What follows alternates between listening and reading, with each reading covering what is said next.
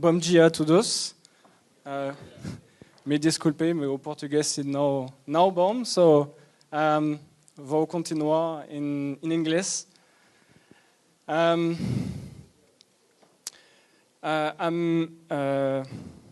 So I will speak in English, but if I speak too fast or I'm not clear, please make some signs so I will slow down. Okay, I don't know what's with the screen. I don't know if they can improve the screen. Okay, so I'm Mathieu Desprier. I work as a senior architect and consultant for a French company, Octo Technology, and we are also present in Brazil. We have one office in São Paulo and one office in Rio as well. Wagner is part of the company also. Okay, big data, big data, big data. I think it's a kind of buzzword now. I just make a search in Google Trends. I think we are on the top of the buzzword with big data. So let's continue with the buzz. Gartner already predicted this because last year they put big data just before the top of the hype cycle. Now I think we are on the top. On the left, some of the related terms on Google with big data, analytics, Hadoop. That's good news because today we are going to talk about analytics and Hadoop. Okay, what's the origin of big data? First, it came with big consulting firms like McKinsey, the BCG, Gartner. They predicted a big economic change, and big data was part of this change. That's what they predicted. And then the web giants like Google, Amazon, Facebook, Twitter, etc., they implemented big data solution for their own needs. And all the IT vendors, traditional IT vendors like IBM, Teradata, VMware, EMC, etc., in fact, this time they are just followers in this movement, and they try to take a hold on this very promising business. The thing is that it's the web giants that gave some reality to this concept, anticipated by the Gartner. And this software evolution didn't come from traditional software vendors, which is quite unusual. So, the web giants. In fact, they had to find technical answers to their business challenge. For instance, Google that indexes the whole web and wants to keep a response time to any query below 1 second.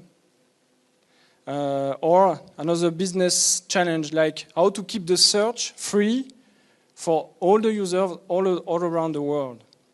LinkedIn understands how millions of users use the website. Amazon, how to build a product recommendation engine for millions of customers with millions of products in the catalog. eBay, how to do a search in eBay ads even if the user is doing some misspelling. He writes wrong thing in the ad and still we can find it in the search. These are this kind of challenge they had to face. So they developed their own technologies, their own approach for that. Is there a clear definition for big data? Is it just NoSQL? Is just big databases, super data warehouse, real-time analysis, low-cost storage, unstructured data, cloud, internet intelligence, open data? There is no clear definition yet. It's altogether business ambition and many technological opportunities. Okay. If we want to define it more, let's have a look to what happened right now. Maybe you already know this data visualization. In 60 seconds to right now, in 60 seconds of time, that's what happened. 60 new videos on YouTube, 700,000 search queries on Google, more than 6,000 new pictures on Flickr, etc., etc. It's data deluge. That's what what's happening today. In the market field, we talk about volume, velocity, and variety of this data. Volume, because now we start to talk about terabytes and petabyte scale data stores. There exists some production, live petabyte scale data stores with online data. We start to talk about real-time analytics, like real-time marketing on some e-commerce websites. So the website is changing in real time with what's happening all around the world with the users searching for products.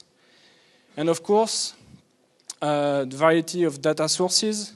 So the structured file or API data is not enough today. We have free text from the web, from social networks, audio, video, etc., etc., etc.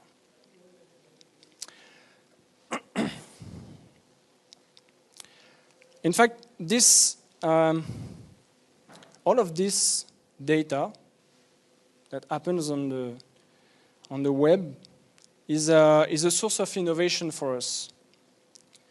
Traditionally, we manage in our company, we manage internal data, customers, product catalog, etc. Sometimes we start to look at data emanating from the products, like, for example, for a telecom operator, they start to look at the geolocation data associated with the calls. They start to look at call patterns. They start to look at these things in quality of service and things like that that is emanating from the product they sell. Or another example, banks. Today, some banks start to analyze how customers spend their money, on which merchant, what kind of purchases, etc., etc., to provide better products. And of course, all the data coming from internet, mobile, social network, open data, etc. And what we see today is that innovation is here. It's not with internal data, because we master it. The innovation, the new products, the new idea, the new business will come from external data that we don't manage today. So, if I say it differently, we have new usage on the web. People are using SoloMo, social, local, mobile, API, services, usage. This requires a new IT system to manage and to collect and to analyze this data. And there we can provide new services with added value to our customers. Recommendation, data visualization, open data, things like that, open APIs. And this will bring new usage, new ways of collecting new data. And this loop will accelerate more and more and more with connected device. We just have a device, popcorn machine connected. We will have more and more and more of connected devices for new usages, etc., etc., etc.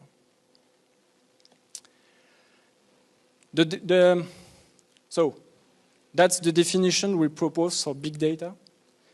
Big data aims at getting an economical advantage from the quantitative analysis of internal and external data. So there is a question of technology, there is a question of volume, there is a question of collecting data we don't know yet.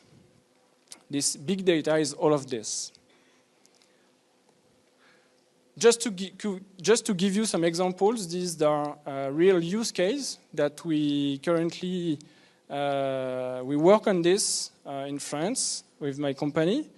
In telecom, for example, analyze the behavior of customers, like calls to service center, opinion about brand on social network, to identify a risk of churn. Churn is customers leaving the product. Or analyzing the huge amount of data quality metrics from the network infrastructure. We talk about hundreds of thousands of events per second to analyze, to proactively, in real time, inform the call center about network quality of service. In insurance, very interesting project. They crawl the web, especially some forums, to identify some correlation between damages and center of interest in communities in health, household insurance, car insurance, etc., to improve data mining models and risk models. Last example in e-commerce, analyzing weblogs and customer reviews to improve product recommendation, or analyze data from call centers, the calls, the emails in free text to improve the customer loyalty, to understand what wants the customer and improve the customer loyalty. So, I guess you understood the point. We need to collect more data source. But the next question is this. Okay, I collect terabytes and terabytes of data. What do I do with this data? How can I understand what is in this data? Good luck. Here comes the machine learning.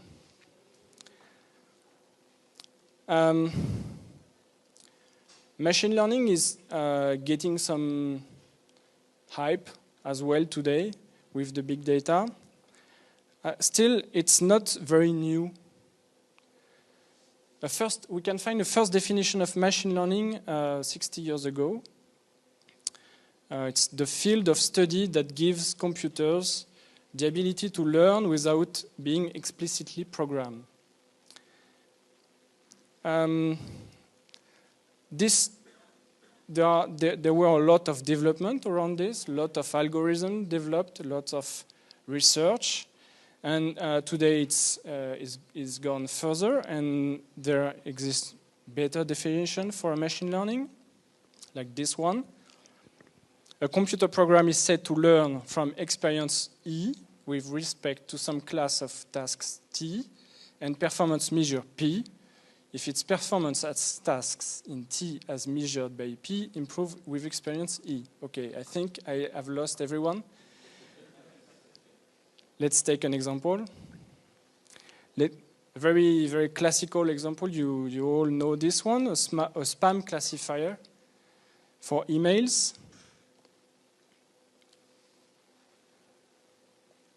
The task that the machine learning algorithm must do is classifying emails into spam or not. The experience from what the machine learning algorithm will learn is me tagging some of the emails in spam or not. And then we can measure the performance of this algorithm, like the ratio of emails correctly classified automatically. There exist those performance metrics like false positive or false negatives. Okay, so this example of spam classifier, we have this in our computer since 10 years. So what's new about machine learning and big data? The thing is that machine learning approach works only if three conditions are fulfilled. First one, we need to have some pattern in the data. This pattern may be complex, not very easy to see, and most of the time it's not linear at all.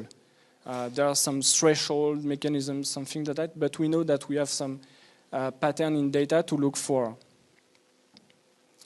Second, there is no analytical model to describe it. There is no formula to obtain a mathematical model of the pattern.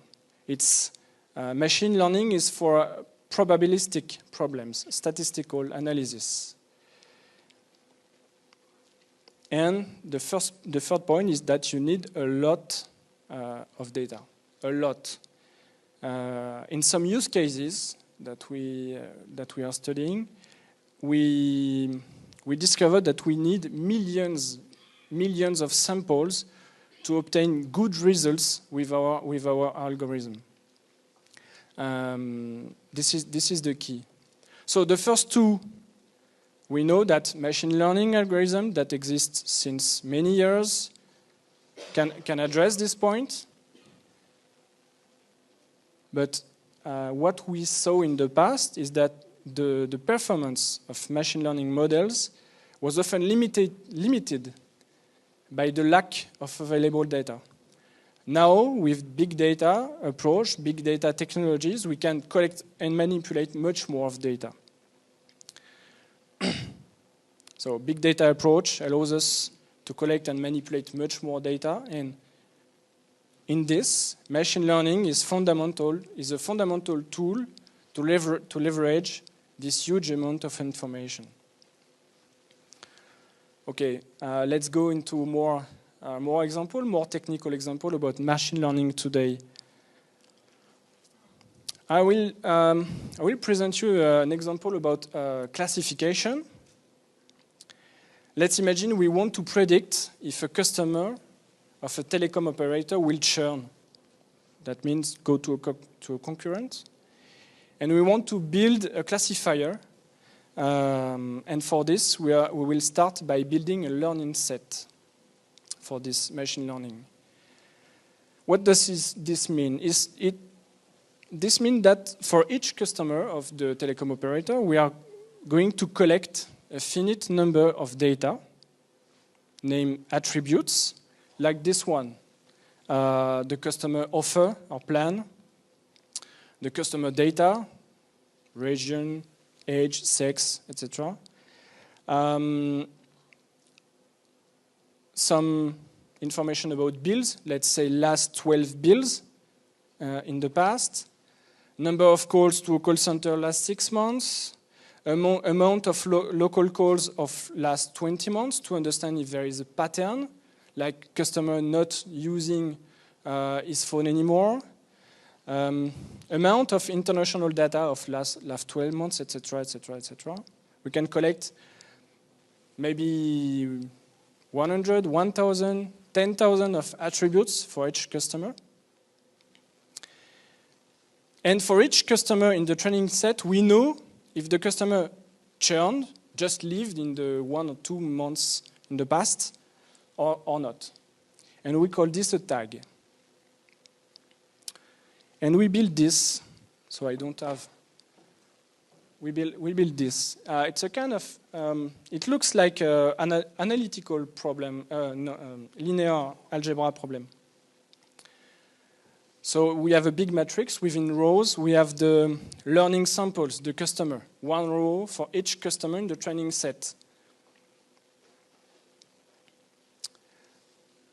N attributes per customer, all the attributes, bill 1, bill 2, bill K, the number of calls to call center in some period, amounts of consumed data, I don't know, sex, any kind of attributes that we think is necessary to understand the pattern of someone leaving the product. And then we have the tag. The customer is just churned or not. We know this result for the training set. We know that we want to predict for the future. But now for this training set, we know that this customer just churn or not.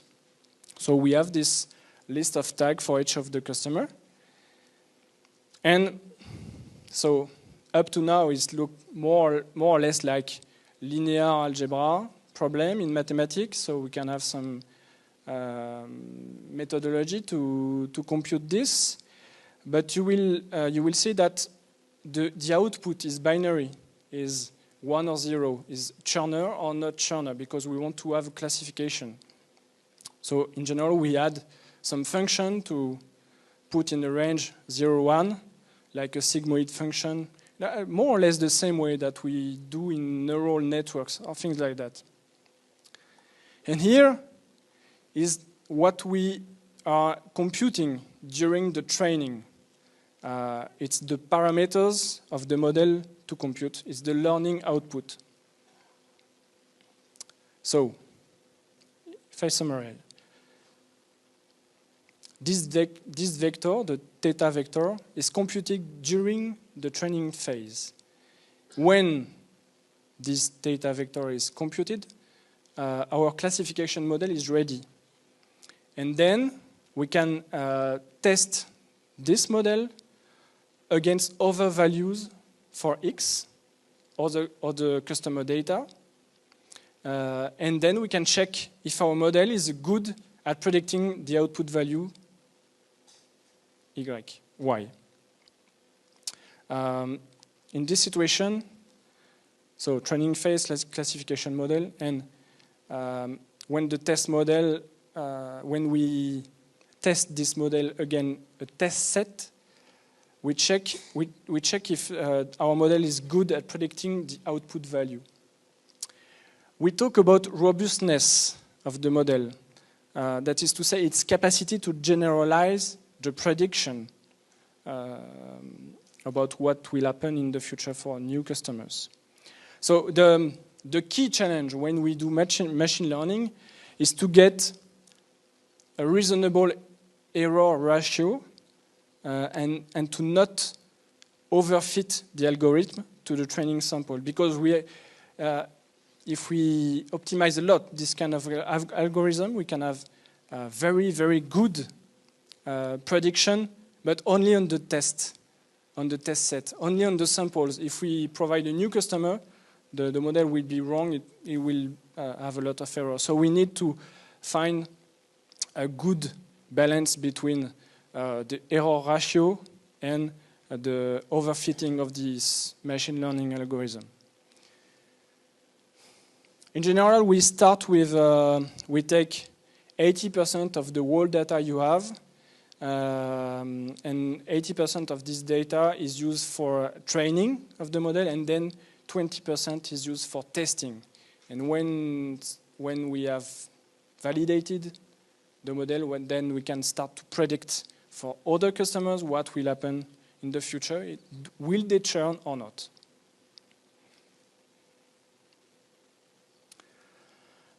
This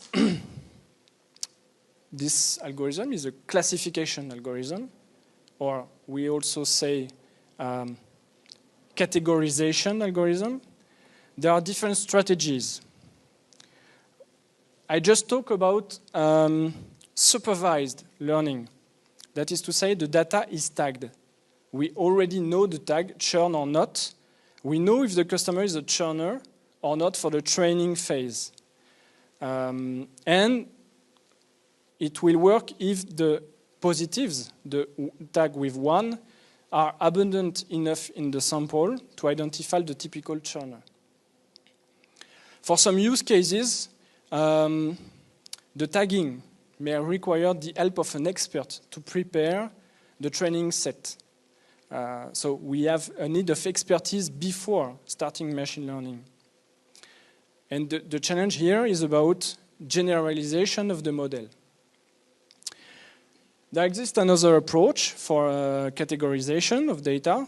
This is called unsupervised learning. Here, we don't know the output values. You remember the Y vector with 1 and 0, or 0. And maybe we don't even know the number of different values of tags nor their nature. We don't even know that. But still, we need to put items in categories. We want to try to find some categories, but we don't have the tags before. There exists an algorithm for this. This algorithm will group the inputs by similarities, creating clusters of data.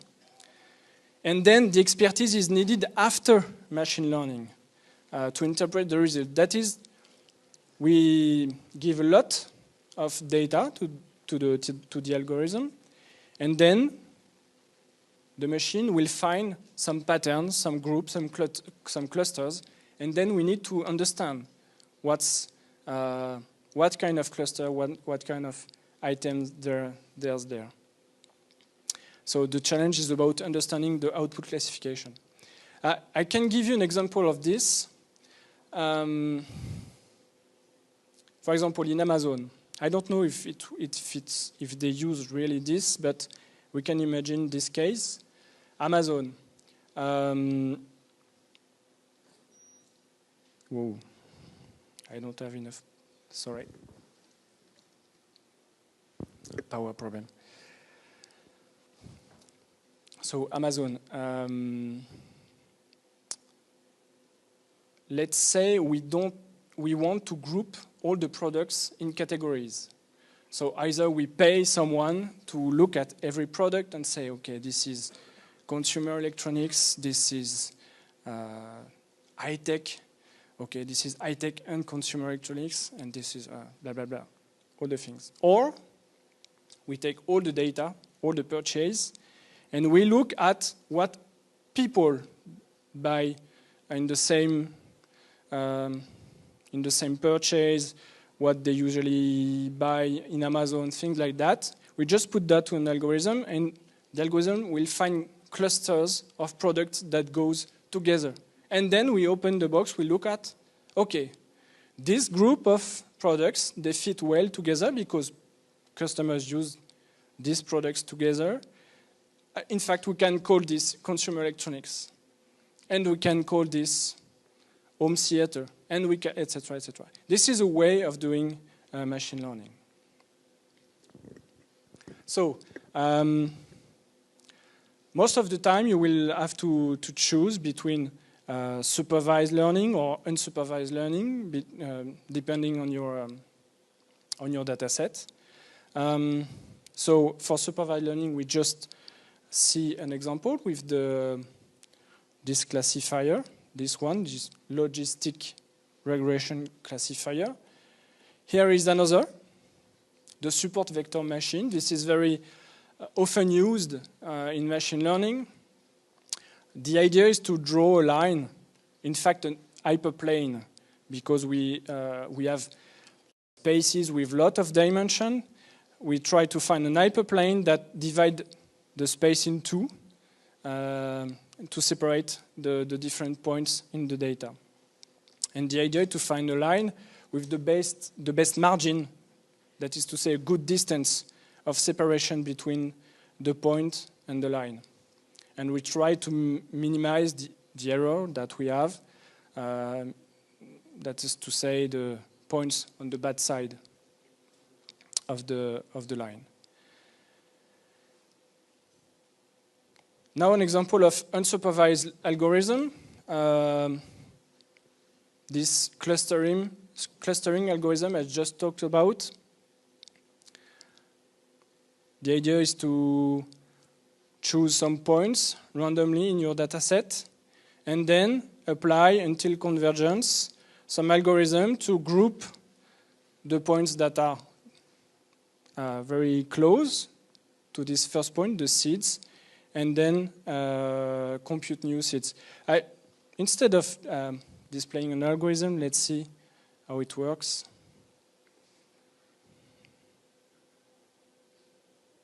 This is a clustering algorithm. So we start with some points randomly fixed in the center, and then the algorithm converges to clustering, grouping of points in different categories. And we can do this in 2 dimension, but in 1000 dimension it works also. We just need to find a distance measure to run this algorithm. Just a word about other algorithm. If I want to predict a quantity, probably you already know this one very well, linear regression, the oldest and most known algorithm about prediction. Another one, dimensionality reduction. So I go back to this example of product recommendation.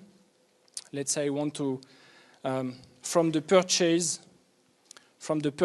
of my customer, I want to build a product recommendation engine. But if I have 10 millions of customers and 1 million of products, my matrix is very, very, very big and very sparse. Very sparse. So the idea is to find a way to group products and to reduce the dimension of this space, and some algorithm exists for this. So if I summarize about machine learning, many algorithms exist since a long time. You use it depending on the situation. I don't know if you see very well this diagram. In blue, you have some question that you have to ask. Do I have enough samples? Do I want to predict a category? Do I have labeled data? If yes, okay, I'm doing classification, and I will use classification algorithm. I don't have labeled data, so I will do some clustering, and I have several clustering algorithms existing. The same for regression to predict quantities or dimensionality reduction. I just recommend you to go to this site, scikit-learn. This is a very good information source about machine learning. And this document is an algorithm cheat sheet, and they explain a lot about all these algorithms. So, okay. We have a business problem to address with machine learning. We start to collect a lot of data, but there is one question: how to handle this volume?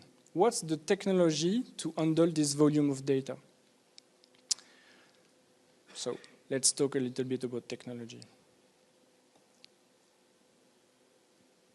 On the left, the first hard drive from IBM, 5 megabytes.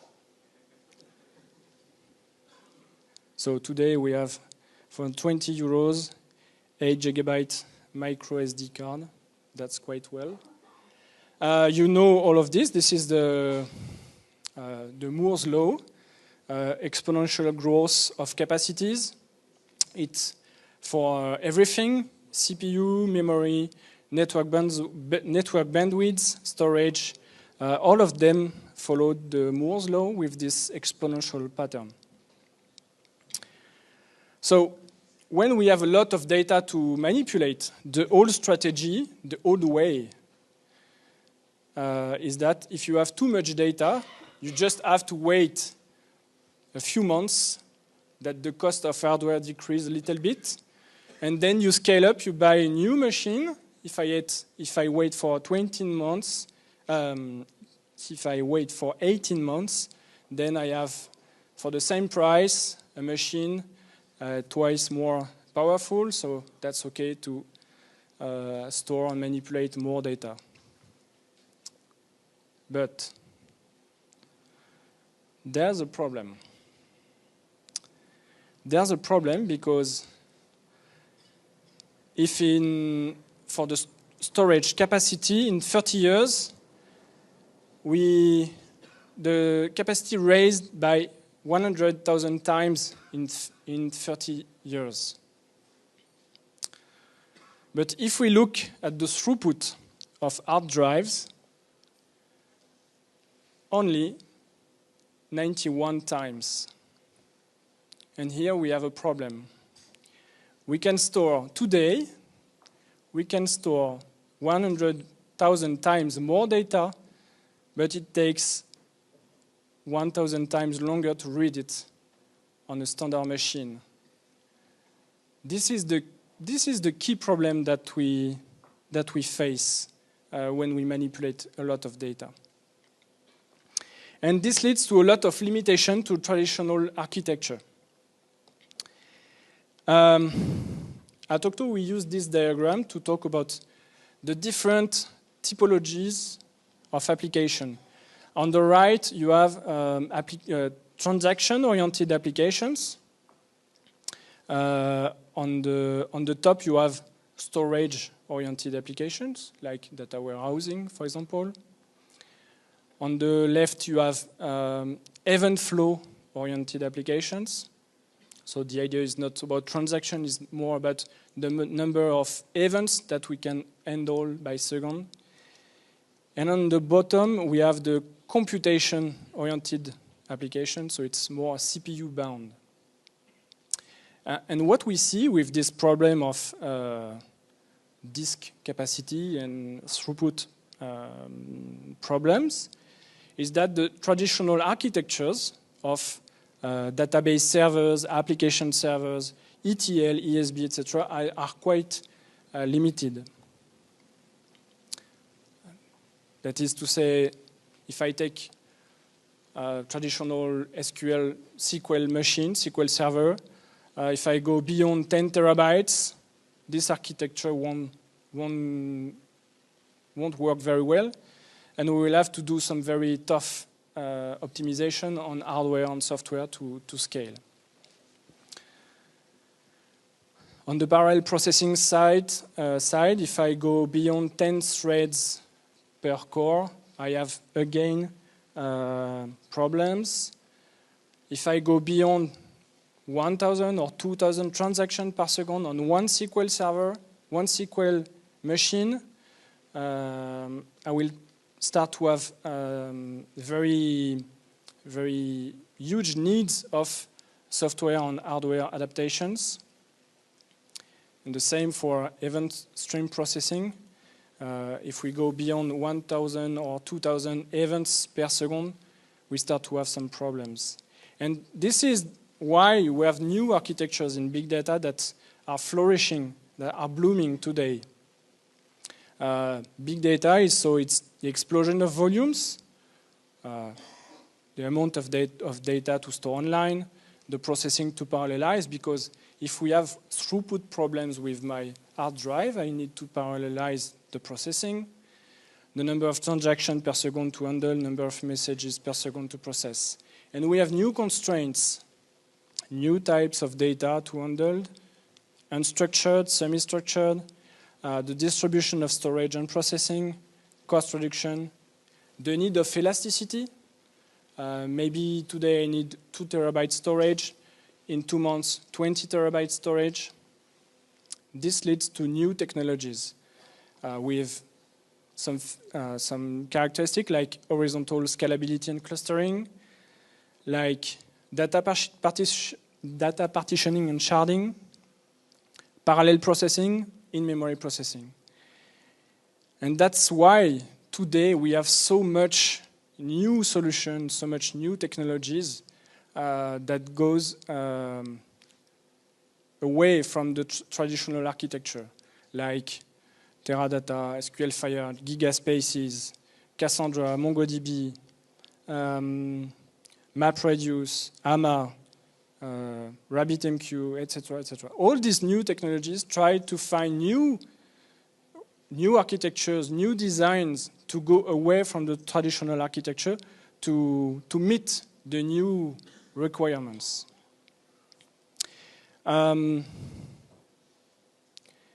What we see is that we have new families. NoSQL or new SQL, NoSQL for distributed non-relational stores, new SQL for SQL-compliant distributed stores like Gemfire, for example. Streaming to handle very large amount of events per second, like Flume, like Esper, TIBCO, solution like this. Grid computing on CPU or GPU. In-memory analytics. In-memory analytics solution distribute the data in memory of several nodes to obtain a low processing time. And Hadoop.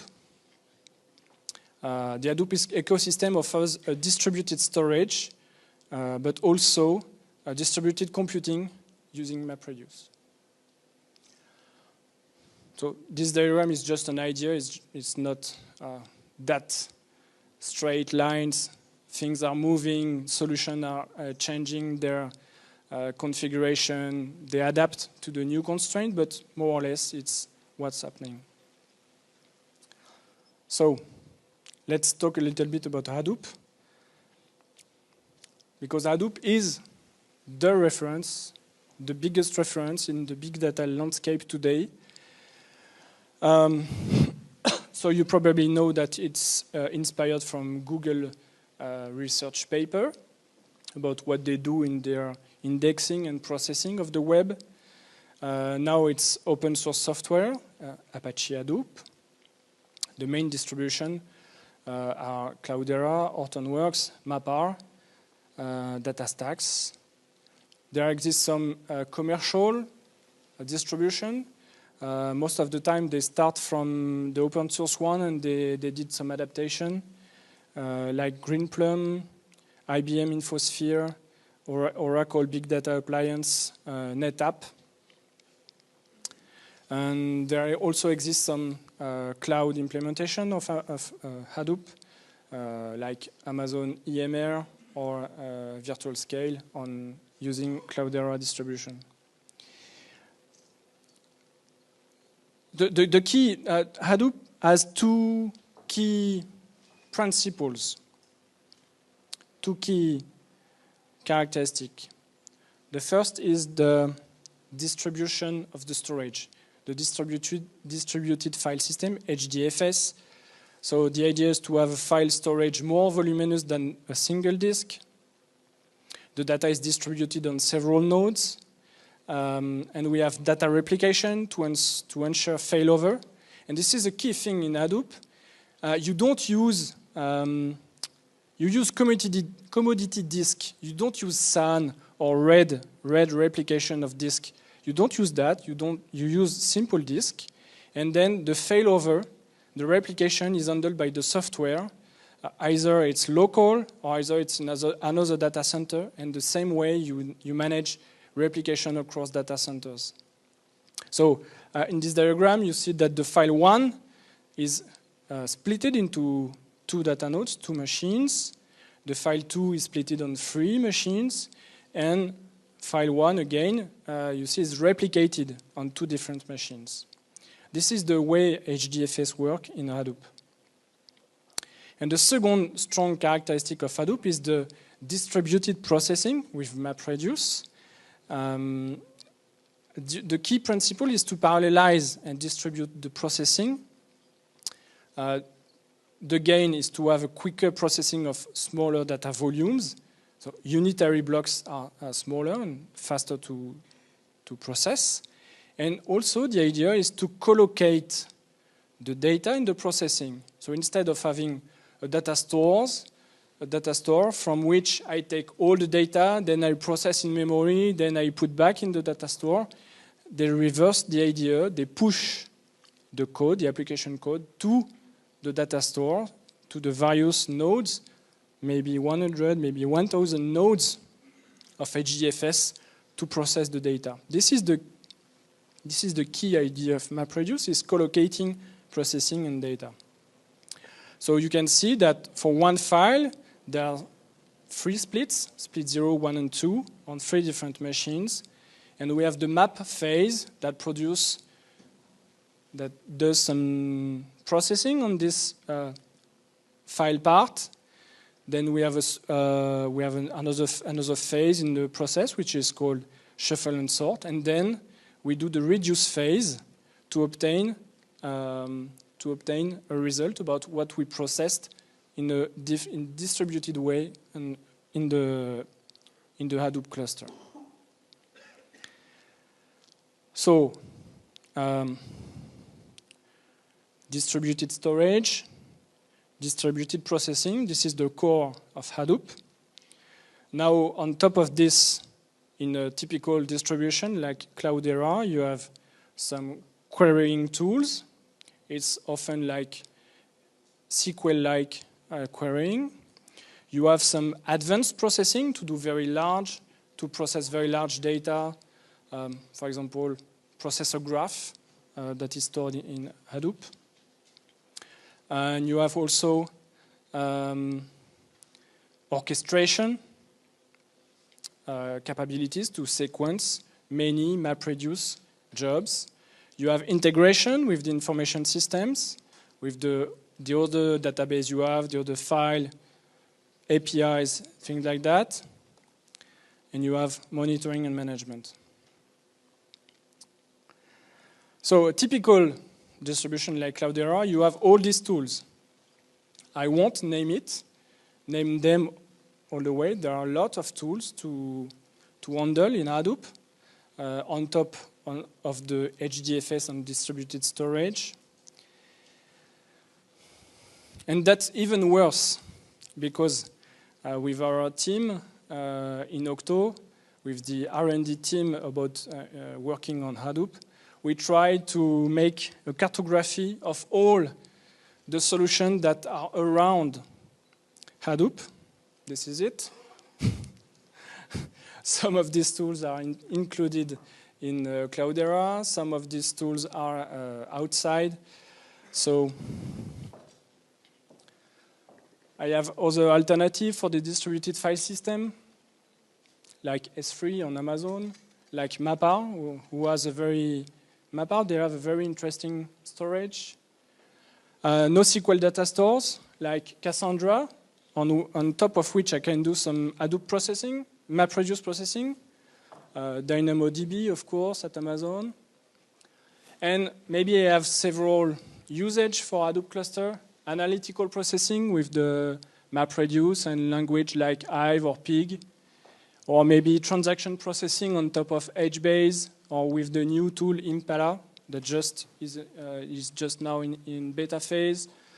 I can do machine learning, of course, as I said, and there exist many tools for this, for machine learning and processing.